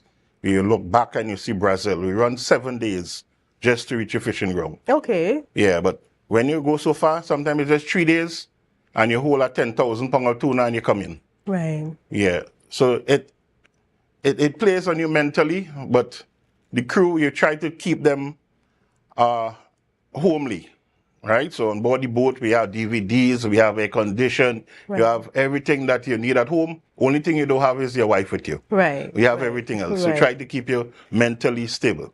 So your crew, is it all male? Is there room for like females who may want to be a part of industry or even, live a life on the sea? Well, right now we are all male crew, right? But we never took out female fishing. But females been on board to travel between Trinidad and Tobago. Okay. Yeah, there's always room for improvement. Right. Yeah. So, because I mean, in terms of females getting involved, sometimes you have girls who have an interest in a particular field, but they might be told that's not a place for you. And it may be rightfully so, but I always think it's good to let our girls know that, they can always explore their options. Now, we know that in 2022, the vessel came back on the scene after being out of commission for a while, and that would have cost the THA, I think, maybe about $1.8 million, if I remember correctly. In terms of the maintenance of the vessel, how often, the maintenance markers have to take place? What is involved in making sure that the vessel continues to do what it does and bring in an income for the people of Tobago? Well, right now, as we speak, we actually due for a dry docking, but we'll do that at a later date. Yeah. So, well, when you say 1.8 million, you see the finance of it. I don't try to. Right. My job is just to catch the fish. Right. Yes. Of course. Right? Yeah. Yeah. So the finance department is the chairman and the accountant. Yes. Yeah. Yeah. So, go ahead. And I'm seeing on screen, we have pictures of the vessel for those who may have never seen pictures of the vessel, like even when it's docked in Scarborough. So if you have people who are driving about Scarborough and maybe want to take the kids to see what the vessel looks like, exactly where can they find this Scarborough? What side of the port they can see the vessel? Right now, the vessel is not in Scarborough. Okay. We are based in Chaguaramas. Okay. Yeah, Caribbean Fisheries Training and Development Institute Jetty. Mm-hmm. Yeah. Is that your home port? Yeah, basically right now, because of the facilities. At that port, we get water, electricity, we get shore power, we have security. Right. We have everything there, and the ice plant is 5 minutes away. Right. So the infrastructure there is set up for you. It's suitable for the vessel. Mm-hmm. What are some of the challenges as captain of the vessel you may encounter while at sea? Challenges as captain right now is to catch fish. And that's important. Yeah, that is very important, yeah. Yes. So other than that, the weather, right? Yeah, crew morale. Mm-hmm. You have to try to keep building up the crew morale as much as possible. Right. So take us through, because I want our viewers to understand. I'm seeing, is that the storm? Yeah. That's a storm we was in this trip, yeah. Right. Okay. Yeah. And I think it's important, again, to always acknowledge what you guys are exposed to and what is being done. Yeah, I don't know who would really want to make that their career, you know, and be exposed to the elements like that. I think I'll continue taking whatever risk on land. Yeah. Well, actually, that day we started setting the line, and then we just noticed the place get black, and wind gusts, and yeah. So you have to be in it and to observe, right? Part of being a captain is to observing the weather and so forth. Yeah. Yeah. And of course, as the person, you know, in charge of the vessel and the crew, I know you would have to take precautions quite seriously and safety. What are some of the safety rules you follow, you ensure that your crew follows as well? Because you are responsible for how many persons on this team? Yeah, well, 6 for myself. Right. And of course, when you leave, I'm sure, I know you are thinking you have to return these men to their families. So tell us a little about how you as captain, you know, what's really going through your mind and how you go about ensuring that the vessel is safe and your crew. Well, before I leave, first we check the weather, right? And well, the chairman, I have to say, Mr. Alfred does go above and beyond, right? He is one person. Every 3 days he calls us and give us a weather update out in the sea, right? If I notice a little bad weather, I call Mr. Alfred. Boss, you see something going on? He said, yeah, it have a weather so and so and so and so. Right. Right? Other than that, we do emergency drills. Every crew has his life jacket as his pillow, right? Okay. We don't play with safety. Right. Right? Now and then we do safety drills. Yeah. So basically, that's how we when coming to safety, how we keep the vessel up. Right. And again, you know, just understanding that Tobagonians should pay attention to the investments that is made by the THA because it's being made on behalf of the people of Tobago. You mentioned the catch being tuna. Is that what you really want to focus on in terms of your catch, or are there other fish you export, or it's just the market for tuna right now? Yeah, well, tuna is the target species. Right. Right, but we also hold other species like kingfish, mahi-mahi, ocean guards, barracudas, yeah.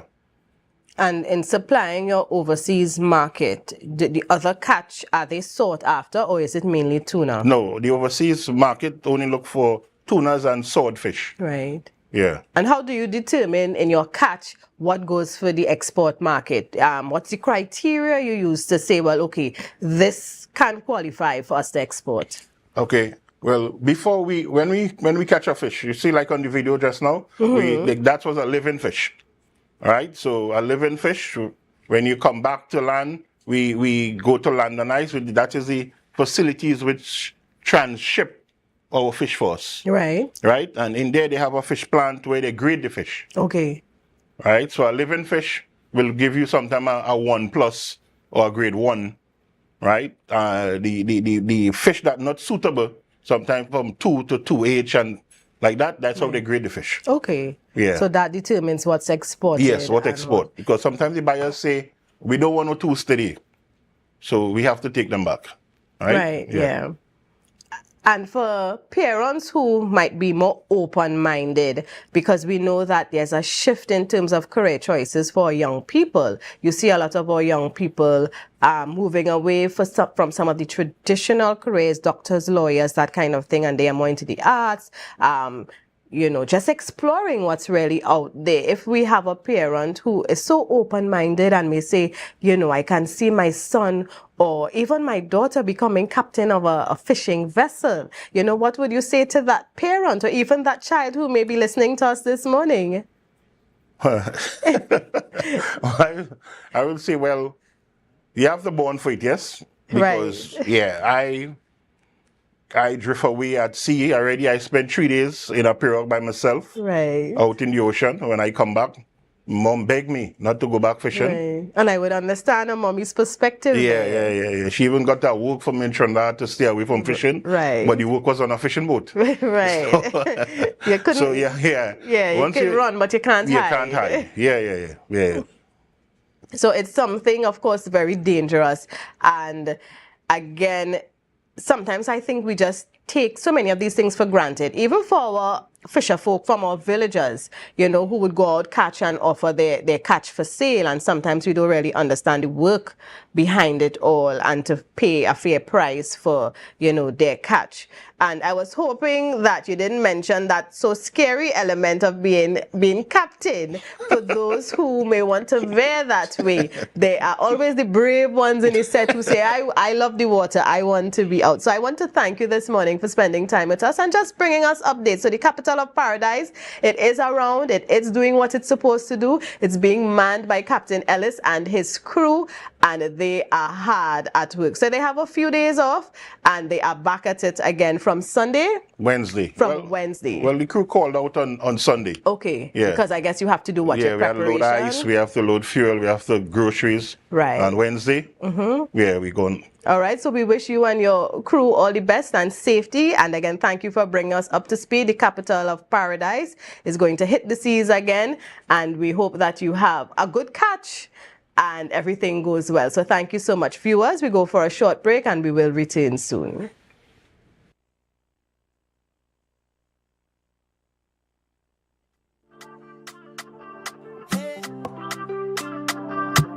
Tobago updates.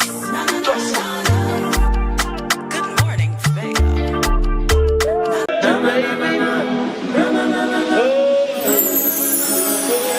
I can't live without you, I can't be without you for too long. Cause when I'm around you, I feel like the heavens has come down. I feel it in my soul every time we on the road, it's a miracle. A million strong come together. Tobago, the date has been set. Saturday, June 22nd, we head to the Jade Monkey once again for the launch of their 2024 Jufi and Mass Band presentation for Tobago Carnival.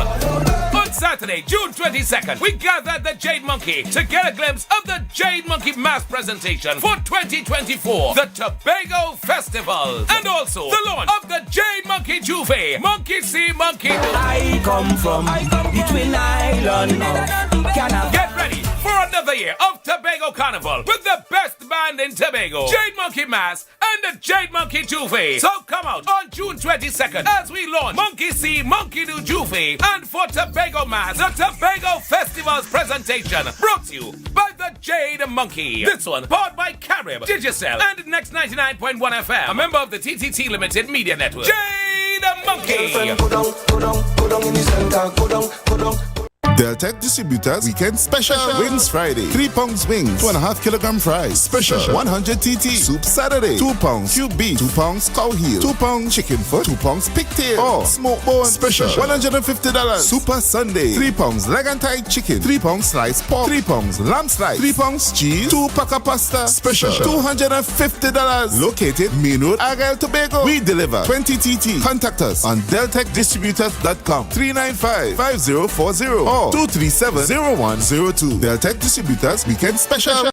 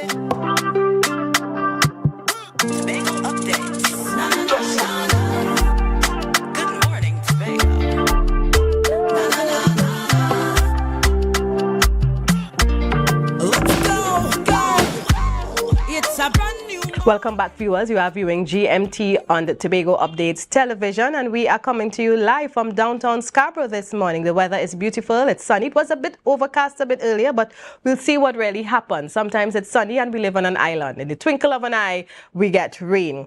And I'm looking at some of our comments, and I just want to point out that Leslie Ann Ellis, that's the big sister of Captain Ellis, congratulating him on his interview. So we have big sister supporting little brother Day. Thank you so much for checking in, Mr. Leslie Ann. So our guest this morning, now in studio though, is going to talk about something many of us love to eat, and we are in that season. And we are going to talk about everything mango. And this morning, sitting with me here is Mrs. Roxanne Roberts-Baines, chairman of the Everything Mango Committee, and she is wearing color of mango this morning. Welcome, Miss Roxanne. Good morning and thank you. So let's talk about this. Is an event being hosted by the Moravian Church in Tobago. Everything Mango. I think the name sort of introduces us what to expect. But when we talk about this event, tell us what it means for the Moravian Church to host this event and what it is really all about. Okay. Good morning to the lovely viewers of Tobago, Trinidad and Tobago by extension.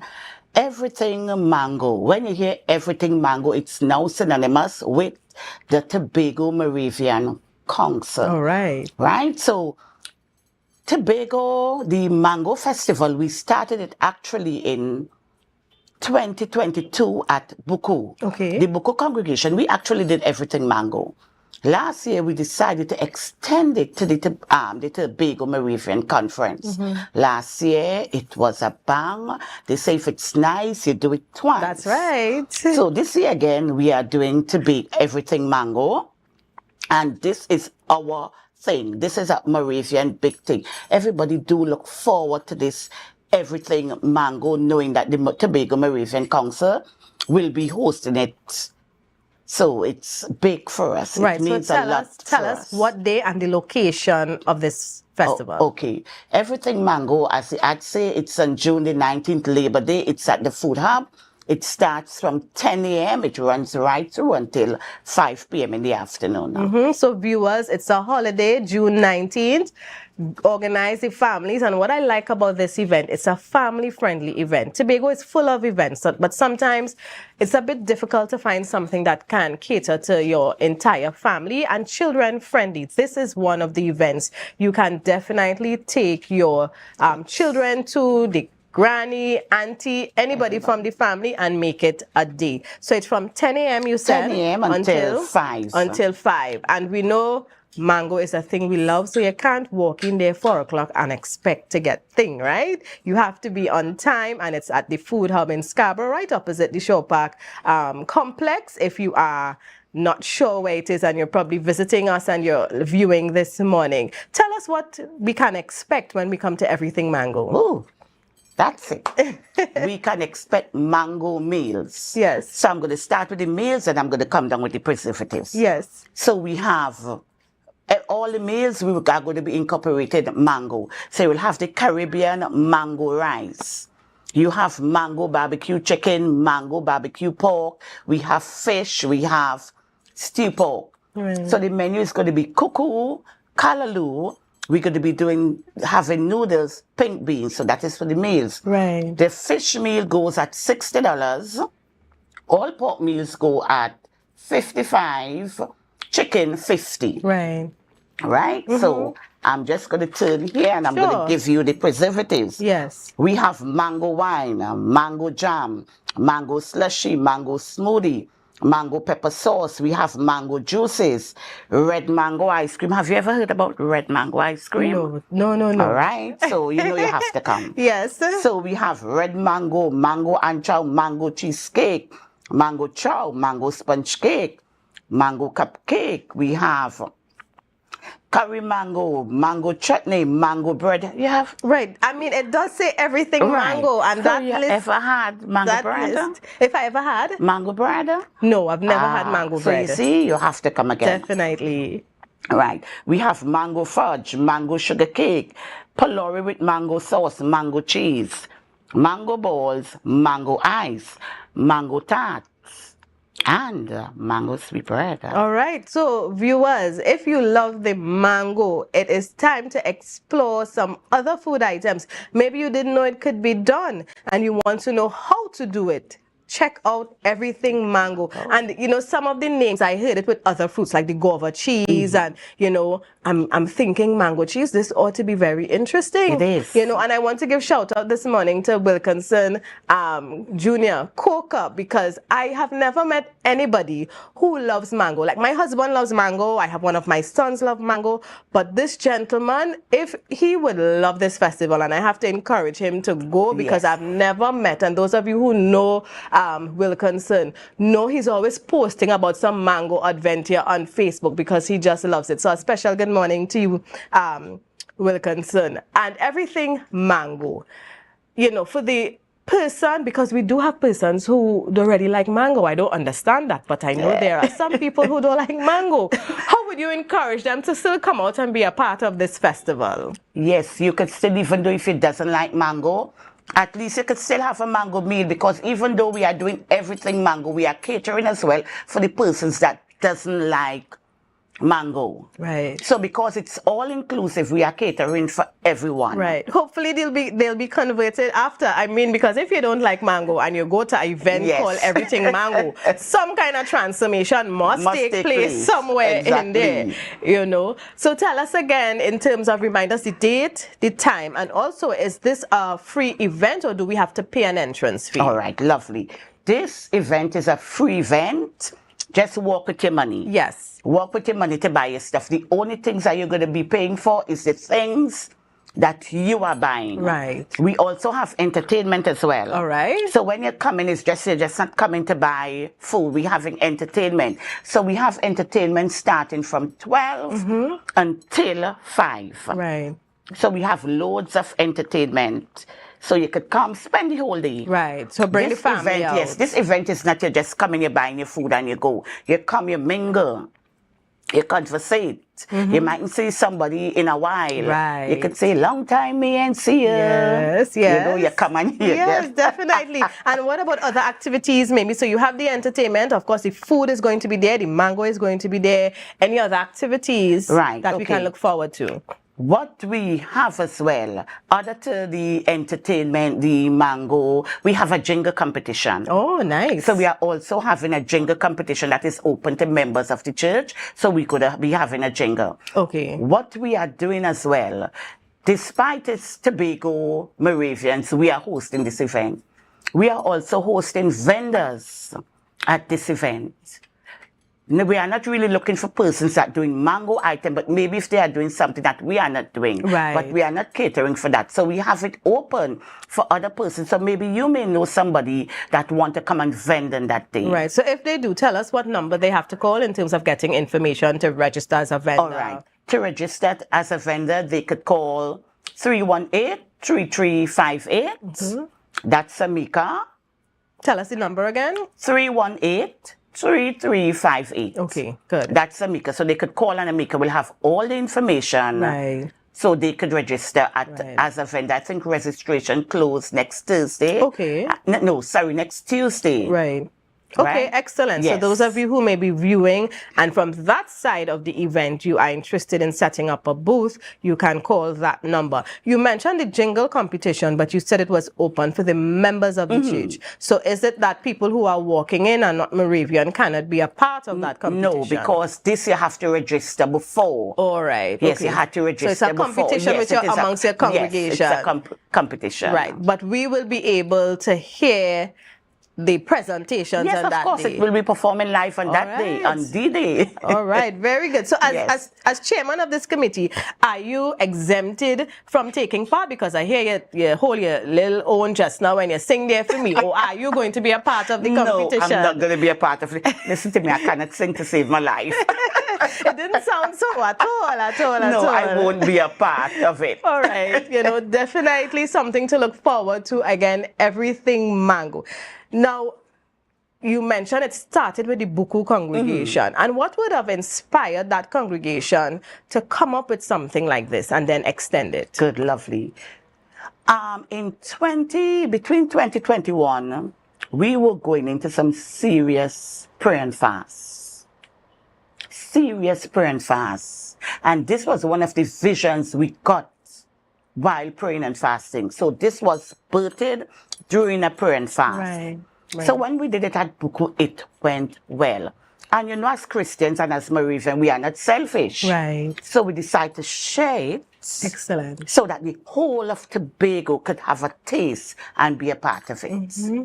And now I eat mango, maybe not as much as Mr. Coker and my husband, but I appreciate the mango. But sometimes, you know, you're driving along through the villages and you just see the mango on the wayside, you know, and for me, you know, I think of the economic value, and it's not just the mango, you see other fruits as well when it's in season. And to me, I'm like, you know, somebody could make preserves or you know, freeze it or something and offer it for sale, because when you go to the larger supermarkets in Trinidad, I mean, you see the green mango cut up and it's offered all year long, but the price you have to pay for it. And I'm thinking, but I see the mangoes just, you know, being thrown aside. So is there going to be any type of maybe symposium, if not in this one, maybe in the future, where you address that issue as well? Because what we do now, we kind of addressing this issue, because for this everything mango, we have to go around, pick up mango, collect mango. So it's not that we go in and use mango tomorrow. Right. And this mango season, you know, we had a hard mango season. Yes. This one was really tough, so we had to be telling the neighbors, give me some mango.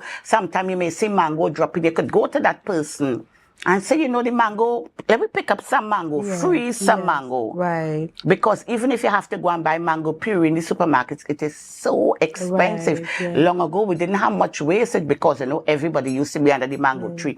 Mango was with lunch, breakfast, and dinner. Oh, yes. My mother always says when it's mango season, turn the pot down. Yes. Now we're not having the kids eating as much mango. So hence the reason we're having so much a wastage of And I'm glad the mango. you mentioned that, Miss Roxanne, because the parents are the ones eating the mango, but how come you haven't passed that love on to your child? To the kids, You know, because I have two boys. One of them, when he was much younger, he couldn't see the mango. He would eat it. But now we're having problems with him. So I'm like, what, we give you too much when you were younger? When the younger one now, he making sure he secure his mango and that is his. And he will take it down to the seed, you know. And I always tell him, your daddy will be proud of you or eat that mango, boy. You know, so really and truly, we have to encourage our children, introduce our local fruits to them, because they all know the grapes, the apple, the pears, the foreign stuff.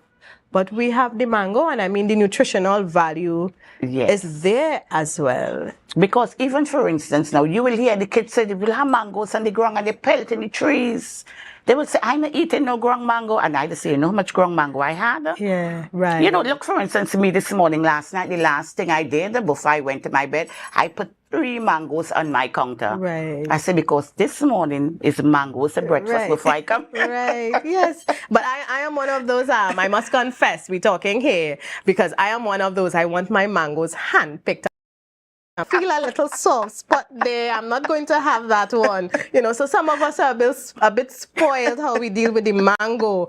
But I would often listen to my husband tell stories of going to boys' school and passing through the botanics and attacking those trees. And my son would say, so nobody used to stop you? You know, you could have do that? He said, well, I don't know if we could have do it, but we did it, you know. But don't do it now. Yes. Because you know, if you go in anybody mango tree, they say, pre the last and they calling the police. And as you say, I think once you ask, because we have so much, I think, you know, having that common courtesy and asking, I am sure most times it will not be a problem. You know, the owner would tell you, go ahead. But if you interfere with it, you know, it builds up that kind of negativity, and then you get into something that is really uncalled for. Because and it will help the owners as well, because you know how under the mango tree this be messy. I know. And most of these people want somebody to clean the mess. So it's an easy way to say, well, you could pick the mango but clean up under the tree after. So it's helping them as well. Right. And the environment. And I'm seeing Hyacinth Taylor saying, great job, sis. The place to be on June 19 is the food hub with the Moravian family. Joanne Clark is saying everything mango are inside. So the anticipation is there and the build-up is there. So I have to ask you, what is your favorite mango? My favorite mango, somebody might want to shoot me for this, but a stay long mango. Oh my gosh, I don't believe it. I love a stay long mango. I don't believe it. You know why? Because my husband has access to starch mango, Julie mango, and he will still stop by somebody long mango, Yes. 40 long mango. Still, when you put that to stay, I had some I pick up. I was about to pick it up. A girlfriend of mine said, no, don't take it up. I can pick it for you. And I carry it home and I wrap it up. I said, where will I hide these mangoes, boy? Right. I said, push them in the oven. Nobody ain't going in there. And I took out my mangoes last night. I look at them and I had my mangoes, my long mangoes. I love other mangoes. I love starch mangoes. Right. I love little palm mango, but my favorite mango is the long tail long Right, mango. you have to add this tail. So our viewers, so the mangoes have different varieties. In case you might be a foreigner and you're only accustomed to buying the Mexican mangoes in the corner store, in Tobago, in Trinidad, in the Caribbean, we have a wide variety of mangoes. And long mango is what we might term as a common mango. It kind of at the bottom here, you know, as opposed to the Julie, the starch, and the others. But there are some people who just love it, you know, and we have one right here with us this morning. So tell me some of the mangoes we may be introduced to, or maybe even you as a child growing up, there might have been a variety you knew then and you don't really hear about it now. Okay, for me, I always talk about the John Buck mango. I don't know if a lot of people know about the John Buck mango. I've never heard about that. I think we had the only John Buck tree in my village. And what village is that? That is in Buku. Okay. We had one right in front before when the house was built. Well, it had to be cut down to build the house. And I have never seen or heard about John Buck again. And I think we've started a mango war with our viewers here, because I'm seeing those who are saying I differ with Roxanne. Starch mango is the best. Another person is saying the best mango is long mango. So you have to come out on the 19th of June and be a part of all of that, because everybody will have their favorite. Yes. You know, so tell us in terms of maybe some of the varieties we would see when we come to everything mango. Okay. And before I go to that, we are also having mango plants on sale. Oh, excellent. Yes, so if when you come, you could always also buy a mango plant. Right. Yes. Right? So some of the mangoes we are hoping to have on sale, because we are trying to get some fresh mangoes as well. Right? Okay. So for the starch mango lovers, you inside. The Julie lovers, you inside as well. Right. We will even have some little palm mangoes. All right. Julie mangoes. So we're trying to have a little of everything, because we're trying to have fresh mangoes on sale as well. Of course, that will be excellent, because there are even, although in many villages you see the mango being wasted, there are actually some homes or some yards where there's no fruit tree. There's no fruit tree at all. So we will have mangoes. Right? So let's talk about some of the mangoes. Look, I said, I wonder if I could sing, you know, growing up in primary school and you're taking part in folk choir. Of course, one of the songs that we learn is I Want a Penny to Buy. Now, the mango is no longer a penny, right? But we pay the money because we love the mango so much. So when the market vendor tell you the $20 or $30 for the how much ever Julie mango, sometimes you feel it, but you want the Julie mango taste, so you take out your money. Yes, especially before it come into season. Yes. So at that time, you're paying for the mango and you vex, Yes. But you're paying for the mango at that time. When it's coming in and when it's going out, is when we're paying for the mangoes. When it's in season, you know, you could go and tell your friend, bring 2 mangoes to me, and your friend will bring you 2 mangoes. Yeah. So anything else you want to share about everything mango? Or you think we covered it all? We covered it all, you know, but I'm inviting Tobago to come down at the Food Hub on June the 19th from 10 until 5 p.m. Come and be a part of the Moravian family. Come and enjoy your day with us. I know there are other activities on that day, but split up yourselves. So if you spend half with us, you could go and spend the other half elsewhere. But I'm really inviting you to come down and spend the day with us. All right. And with that, viewers, we take a short break and we'll be right back.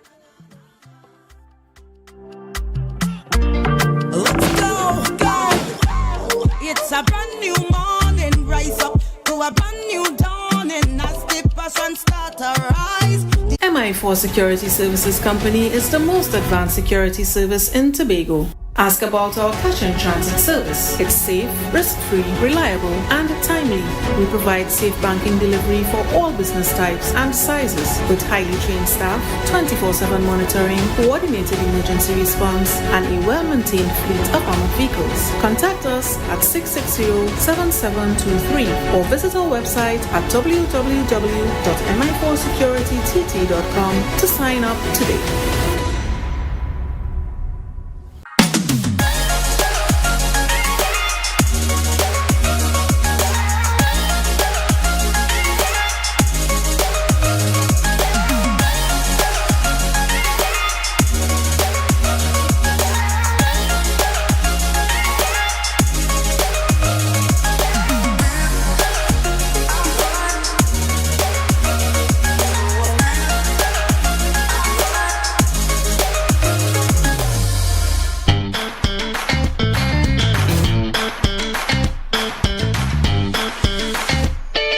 Need a fresh start?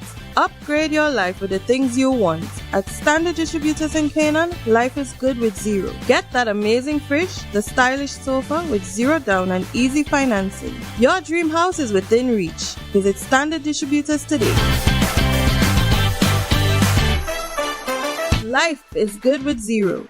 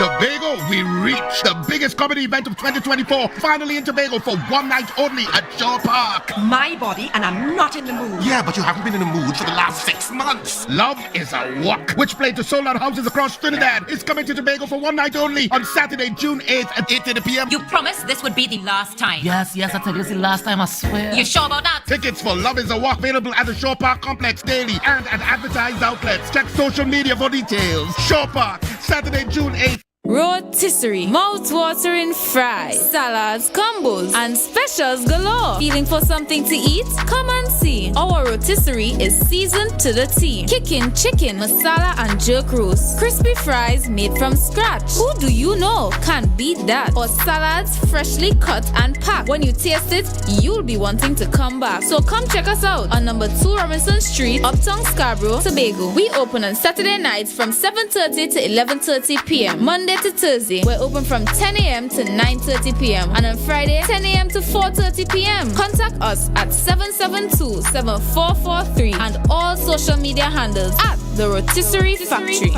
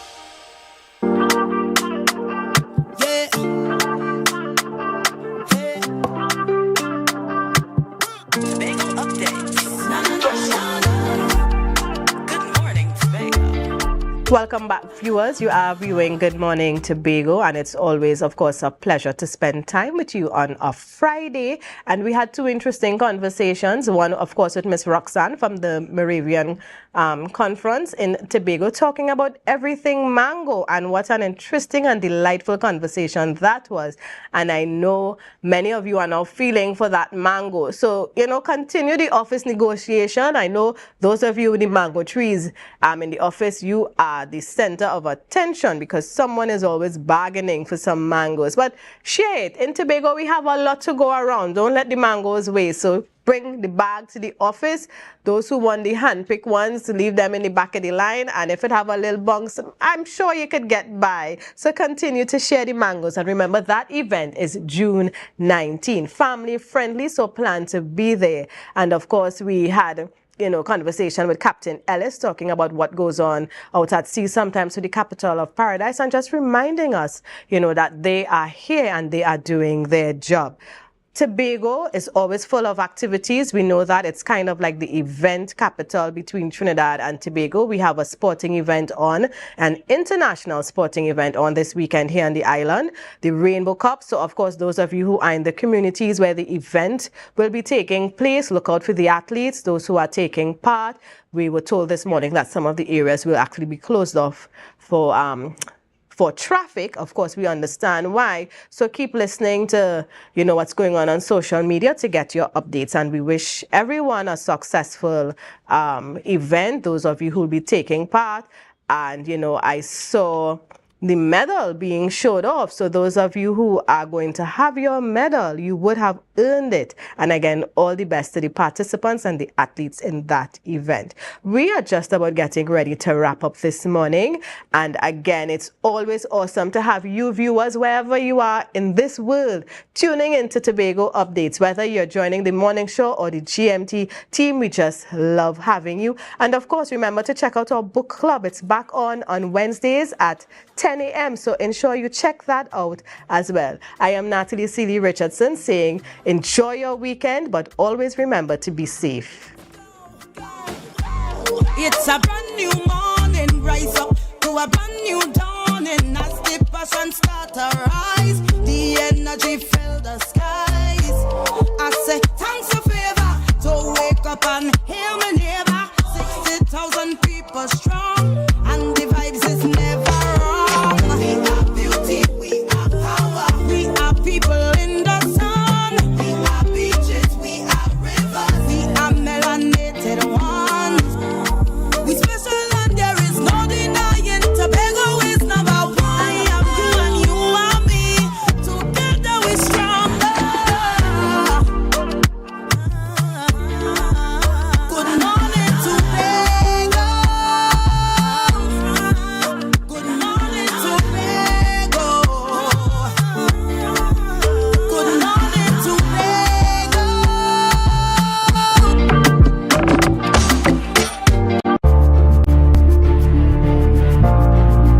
You're viewing Tobago Updates Television, your exclusive gateway to Tobago, broadcasting the beauty of this island paradise to the world.